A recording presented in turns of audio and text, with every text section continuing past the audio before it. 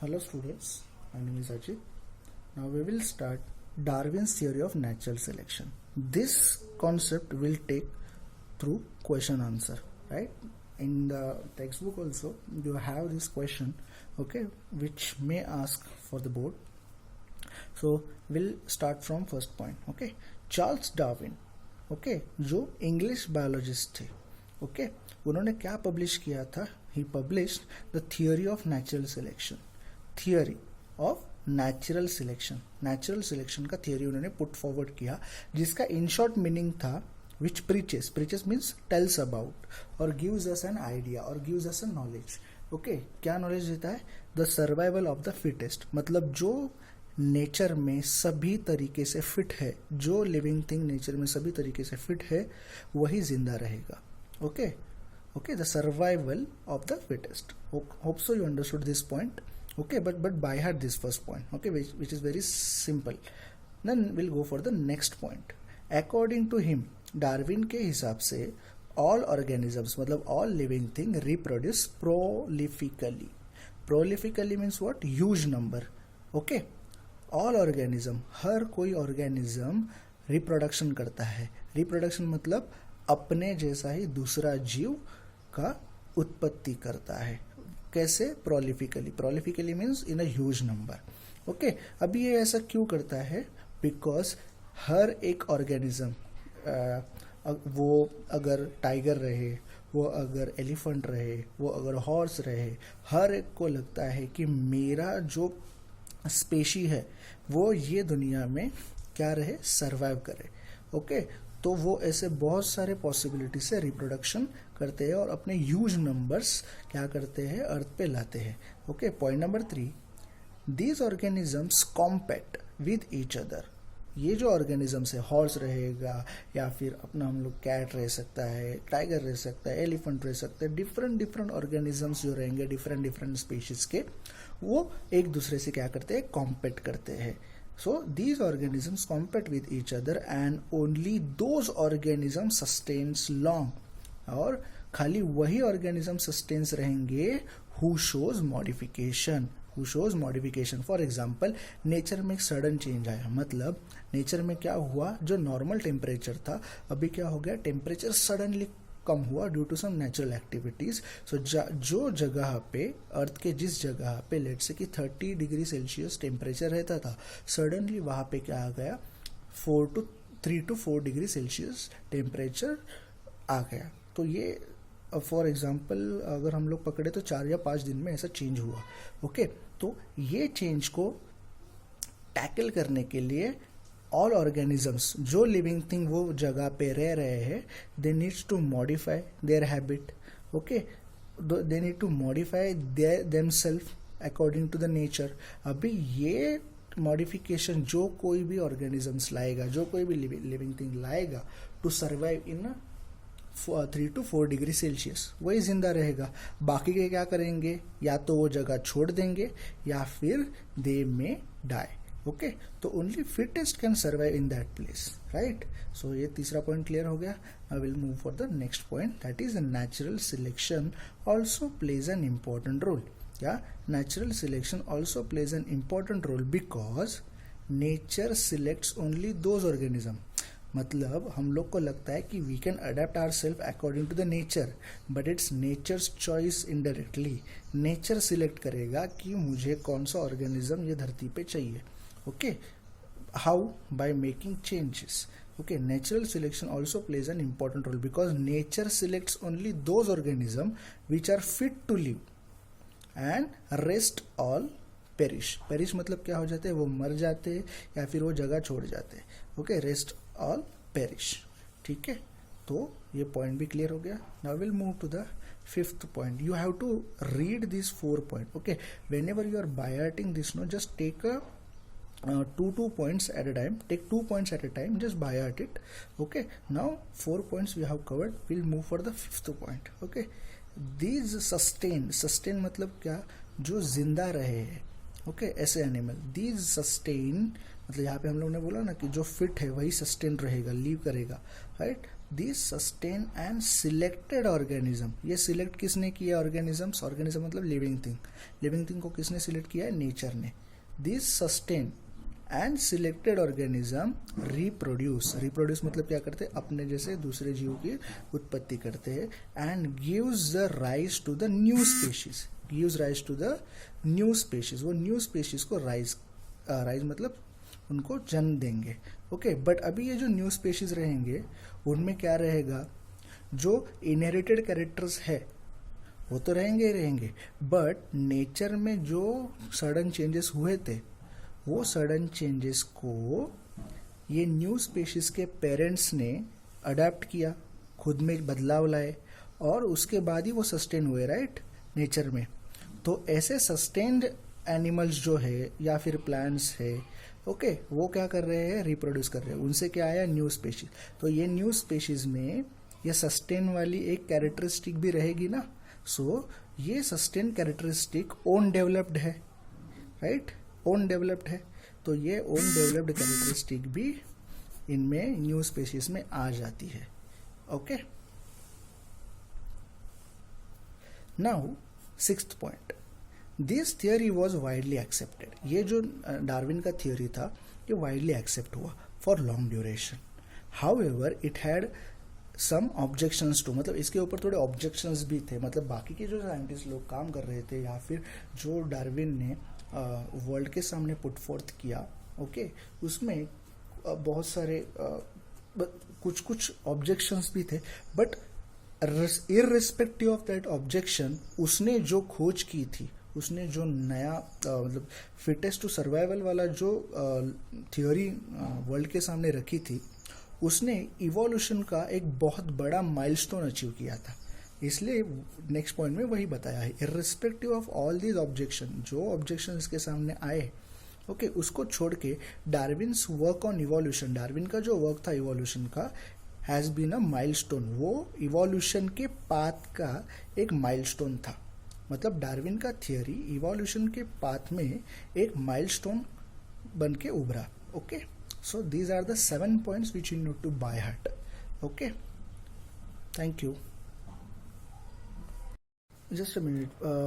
There are some main objections in the Darwin's theory of natural selection as well. We need to see. Okay. So some main objectives like first हम लोग देखते हैं, natural selection is not the only factor responsible for evolution. मतलब natural selection ये एक ही factor evolution के लिए responsible नहीं था, वहाँ पे ढेर सारे अदर फैक्टर्स भी रिस्पॉन्सिबल थे, बट डार्विन्स ने नेचुरल सिलेक्शन को ही ज्यादा महत्व दिया था, तो इसके ऊपर ऑब्जेक्शन था। Then second point was Darwin did not mention any explanation, Darwin ने ऐसा कोई भी एक्सप्लेनेशन नहीं दिया about what, about useful modifications and useless modifications. मतलब नेचर में अगर कुछ चेंजेस हो रहे हैं तो according to the natural change, अगर ऑर्गेनिज्म मतलब लिविंग थिंग खुद में कुछ मॉडिफिकेशंस ला रहे हैं तो वो मॉडिफिकेशन यूजफुल है या यूजलेस है उनके पास। मतलब वो ऑर्गेनिजम्स में कुछ मॉडिफिकेशन, ऑर्गेनिज्म में जो कोई भी मॉडिफिकेशन हो रहा है वो ऑर्गेनिज्म को हेल्प करेगा या फिर ऐसे मॉडिफिकेशन से ऑर्गेनिज्म अपने कुछ ऑर्गन्स यूज करना बंद करेंगे। ऐसे कुछ भी मॉडिफिकेशन रिलेटेड एक्सप्लेनेशन डार्विन के पास नहीं था। The third point is there is no explanation about slow changes and abrupt changes. देखो, there is no explanation नहीं था डार्विन के पास about the slow changes, okay, जो हो रहे हैं organisms में, and abrupt changes. abrupt मतलब जो unexpected है, ऐसे changes के लिए कोई भी explanation डार्विन के पास नहीं था। okay, irrespective of all those objections that we have already covered, Darwin's work on evolution has been a milestone. तो ये 3 ऑब्जेक्शंस भी हम लोग को मेंशन करने रहेंगे। सो बेसिकली आप एक काम करो, ये जो 6th पॉइंट है इसके नीचे you can mention the objectives, okay, and then you can refer this, then you can write 7th point. Okay, let's start Lamarckism now. Okay, again will go through short note. Okay, so this is the short note and the info about Lamarckism. So Jean Baptiste Lamarck, he is also one of the scientists, proposed that morphological changes occurring in a living organism are responsible for the evolution, and the reason behind those morphological changes is activities or laziness of that organism. मतलब यहाँ पे gene Baptiste Lamarck क्या कहना चाह रहे थे कि morphological changes जो एनिमल्स में आ रहे हैं, जैसे हम लोग ने देखा था, जस्ट अ मिनट, यहाँ पे सी, यहाँ पे नोस्ट्रिल और नोस्ट्रिल में सिमिलैरिटी है, राइट? तो इन दोनों का भी नोस्ट्रिल मैच हो रहा है, but still there is some changes because this species is different, this species is different, right? So this is what the morphological changes. Okay, तो ये जो मॉर्फोलॉजिकल चेंजेस है, okay, occurring in a living organism, तो ये living organism में जो occur हुए थे, are responsible for the evolution. Okay, evolution के लिए ये मॉर्फोलॉजिकल चेंजेस इंपॉर्टेंट है एंड रिस्पॉन्सिबल है. And the reason behind those morphological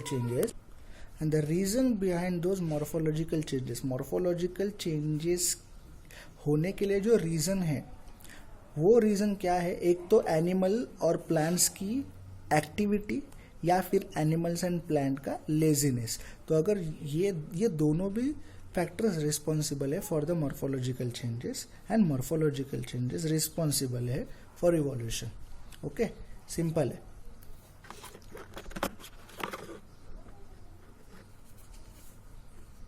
now तो हम लोग बात करते हैं कुछ एग्जाम्पल्स की. सो ये जिराफ का एग्जाम्पल सेकेंड पॉइंट में एक्सप्लेन किया गया है, आयरन स्मिथ का एग्जाम्पल थर्ड पॉइंट में है, विंग्स ऑफ बर्ड का यहाँ पे एग्जाम्पल और स्नेक का एग्जाम्पल है. ओके, जो हम लोग को लैमर्किज्म का कॉन्सेप्ट बहुत ज़्यादा एक्सप्लेन करेगा. See, the neck of giraffe has become too long. और वो किसके वजह से हुआ है? जैसे जीन बैप्टिस्ट ने हम लोग को मतलब ये इन्फो दिया कि neck of giraffe has become too long due to browsing on leaves.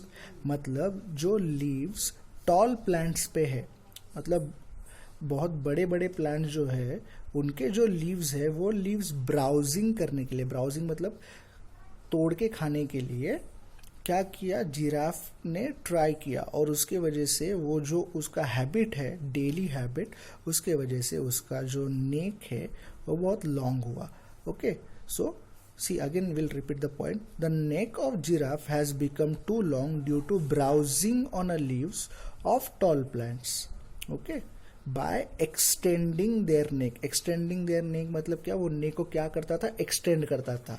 Okay, for browsing the leaves for several generation. मतलब खाली एक जनरेशन के लिए नहीं, जनरेशन बाय जनरेशन वो ऐसा करता गया, और उसके वजह से उसका नेक क्या हुआ है? एक्सटेंड हुआ है. ऐसा जीन बैप्टिस्ट लैमार्क ने कहा था. आगे थर्ड पॉइंट में क्या बोला जीन बैप्टिस्ट लैमार्क ने? Shoulders of iron Smith. आपको आयरन स्मिथ के बारे में पता ही रहेगा, जो आयरन के ऑब्जेक्ट्स बनाता है. ओके, सो जो shoulders of iron smith have become very strong. उसके शोल्डर्स जो है आयरन स्मिथ के, वो स्ट्रॉन्ग क्यों हुए? Due to frequent hammering movement. वो हैमर करता रहा. ओके, और उसका जो इम्पैक्ट है उसके शोल्डर पे पड़ा. ऐसा जीन बैप्टिस्ट लैमार्क ने अनदर एग्जाम्पल दिया था. Then wings of bird like emu. Emu एक बहुत बड़ा बर्ड है. ऑस्ट्रिच भी आपको पता है एक बड़ा बर्ड है. Okay, have become a weak due to no use. Okay, the wings of bird emu के और ऑस्ट्रिच के वीक बन गए. क्यों? Due to no use. उन्होंने वो विंग्स के यूज ही नहीं किए, इसके लिए एमू और ऑस्ट्रिच के विंग्स क्या हो गए? वीक पड़ गए और छोटे हो गए. Right. Point number 5, snake have lost their legs. Snake ने अपने लेग्स को क्या किया?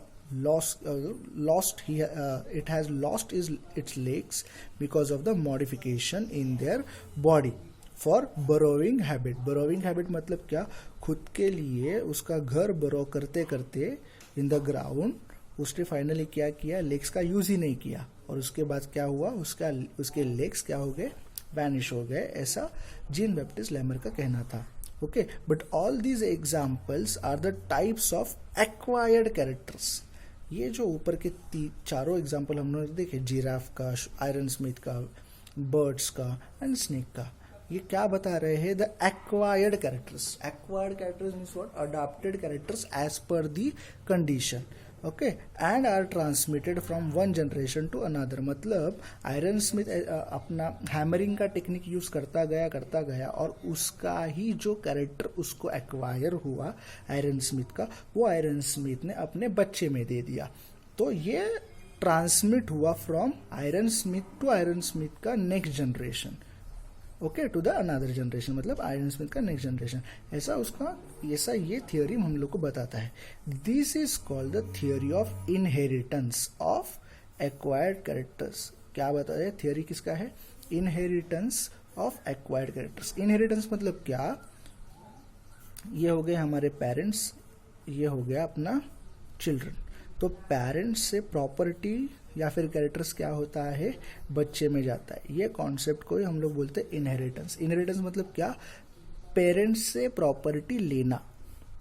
ओके, तो होता है इनहेरिटेंस. बट इनहेरिटेंस किसका है? Acquired characters. मतलब जो कैरेक्टर्स जिराफ ने खुद में लाए, आयरन स्मिथ में खुद में लाए, वो आगे के जनरेशन को ट्रांसमिट करेंगे. उसी को हम लोग बोलते हैं लैमर्किज्म या फिर theory of inheritance of acquired characters. Okay, so but the thing is, ये तो हमारा शॉर्ट नोट कंप्लीट हुआ. ओके, बट यहाँ पे कुछ नोट हम लोग को ध्यान में रखने हैं. This could be the point of short note as well. ये जो पॉइंट नीचे दिए गए नोट में, वो शॉर्ट नोट के पॉइंट्स भी हो सकते हैं. ओके, आप इंक्लूड कर सकते हो. Okay, development of organs due to specific activity. मतलब जिराफ का browsing to the leaves of tall plants, browsing on the leaves of tall plants. Okay, ये क्या हो गया? जिराफ की एक्टिविटी. ओके, और देयर डिजनरेशन का हम लोग क्या बोल सकते हैं? स्नेक का एग्जांपल ले सकते हैं कि स्नेक ने अपने पैरों का इस्तेमाल ही नहीं किया, तो उसका ऑर्गन क्या हो गए? लेग्स डिजनरेट हो गए. मतलब ये लेजीनेस हम लोग कह सकते हैं. तो development of organ due to specific activities, मतलब कुछ एक्टिविटीज करने से ऑर्गन का डेवलपमेंट हुआ और कुछ ऑर्गन्स का यूज ना करने से उनका डिजनरेशन हुआ. Okay, due to no use ना, degeneration of organ due to no use at all was widely accepted. मतलब ये तो एक्सेप्ट हुआ कि बाबा हाँ, जिराफ ने वो एक्सटेंड करके ब्राउज करना स्टार्ट किया था, इसलिए उसका नेक बड़ा रहेगा. और स्नेक का जो उसने यूज ही नहीं किया लेग्स, ओके, और बरोइंग हैबिट ही करता रहा, तो उसकी वजह से क्या हुआ? उसके लेग्स वैनिश हो गए. ये तो एक्सेप्ट हो गया. बट ये जो एक्वायर्ड कैरेक्टर्स थे वो ट्रांसफर हो गए from one generation to another generation. ये वर्ल्ड ने एक्सेप्ट नहीं किया. तो transfer of those character from generation to generation was rejected. मतलब चेंजेस हो सकते हैं, वो एक्सेप्टेड, बट वो चेंजेस ट्रांसमिट होंगे from one generation to another generation, that was rejected. Okay, तो because it had been verified many times. और ये जो था, ये जो ऊपर का नोट है, वो बहुत बार वेरीफाई हुआ many times. That modification brought in us are not transferred to the next generation. मतलब if I am teaching something, if I am a teacher, it doesn't mean मेरा जो नेक्स्ट जनरेशन आएगा वो teaching करेगा. या फिर if I am dull enough, मुझे कुछ भी नहीं आता है, इसका मतलब ये नहीं होगा कि आगे की जनरेशन को मेरा लेजीनेस ही आएगा. मतलब मैं कुछ काम नहीं करूंगा तो आगे वाला जनरेशन भी कुछ काम नहीं करेगा. ये जो है थियोरी, ये आगे जाके क्या हुआ? रिजेक्ट हुआ. Transfer to the next generation, it is not transfer to the next generation, and thereby Lamarck's theory was disapproved. और ये थियोरी क्या हो गया? डिसअप्रूव हो गया. तो नाउ हम लोग ने दो कॉन्सेप्ट सीखे थे. पहला था Darwin's theory of natural selection, ये short note along with its objective, 3 objective, and Lamarckism along with this note. Okay, ये आपको बाय हार्ट करने हैं as a short note and write भी करना है. Okay, thank you.